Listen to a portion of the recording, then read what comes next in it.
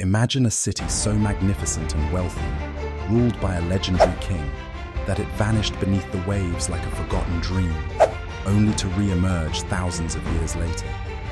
Did you know that Atlantis might not just be a myth, but that a real Atlantis lies submerged off the coast of India? This is the mind-blowing story of Dwarka, a city of legend that has captured the imagination and mystique of the world. Long before Atlantis captivated Western myth, the Indian subcontinent already spun tales of Dwarka, home to the mythical king Krishna. Dwarka, as vividly described in ancient Sanskrit texts, was a city of untold splendor and advanced technology that would put modern engineering to shame.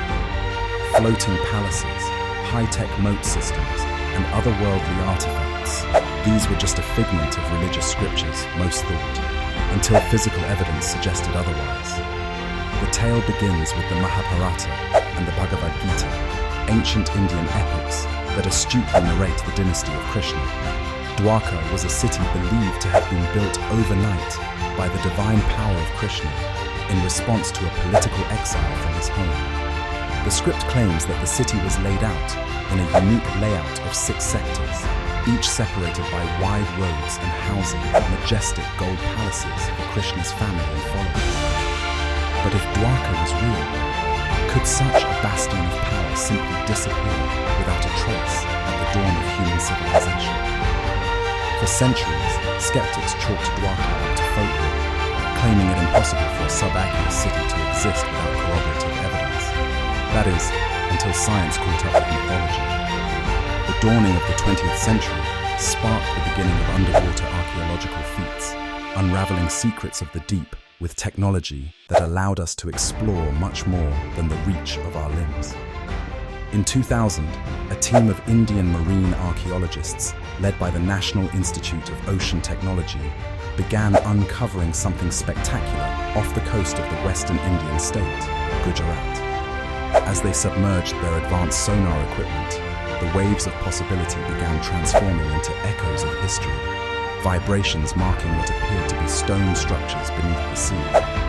Initial disbelief turned into extraordinary confirmation as divers' eyes beheld the ghostly outlines of walls and pillars, believed to date back over 9,000 years, older even than the earliest known civilizations.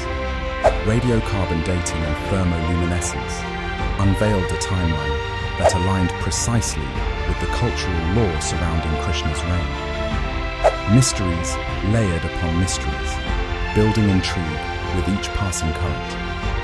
Could it be that catastrophic sea level rises post-Ice Age engulfed this magnificent metropolis? Chronological data maps onto a period that supports such inundation. Historical narratives discuss a tragic submersion as King Krishna left the mortal plane, suggesting both divine intervention and environmental shifts could have conspired to swallow Dwarka whole.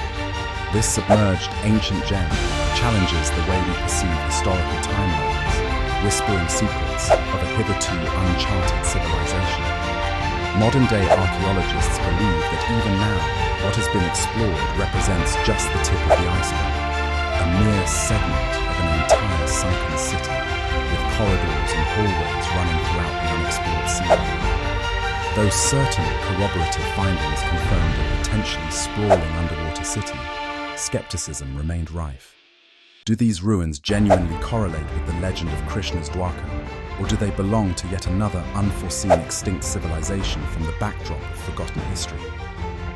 Archaeologists and historians continue to debate the particulars, but Dwarka represents an important nexus of myth and reality, igniting imaginations to scrutinize other legendary cities like Atlantis. Never before has such a mythical bond been reinforced with a tangible artifact from the past, a nexus between the written history and its physical counterparts.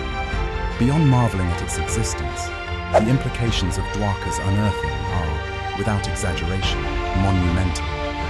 It tempers the zeal to indiscriminately dismiss the fabric of mythology, illustrating that ancient texts that were interpreted as metaphorical may have shreds of truth waiting for elucidation. Are myths merely stories, or do they encapsulate glimpses into historical truths obscured by time's relentless passage. Dwarka poses questions of potential scientific anachronisms, innovative marvels predating humankind's established technological renaissance, and holistic architectural advances conceived before their time. This underwater city does more than captivate the archaeologically inclined.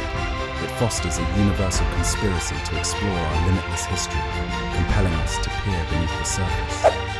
As science unveils more secrets of the sea, perhaps more forgotten Atlantises await their turn in history's spotlight, narrating sagas long lost. As we connect with chronicles of the past, embedding our contemporary lives within the shadows of ancient ruins, wanderers become historians, and myths potentially become history. Dwarka blurs the lines between possibility and fiction, unveiling that maybe, as we stand on the precipice of discovery, we perhaps barely scrape the surface of our world's forgotten annals.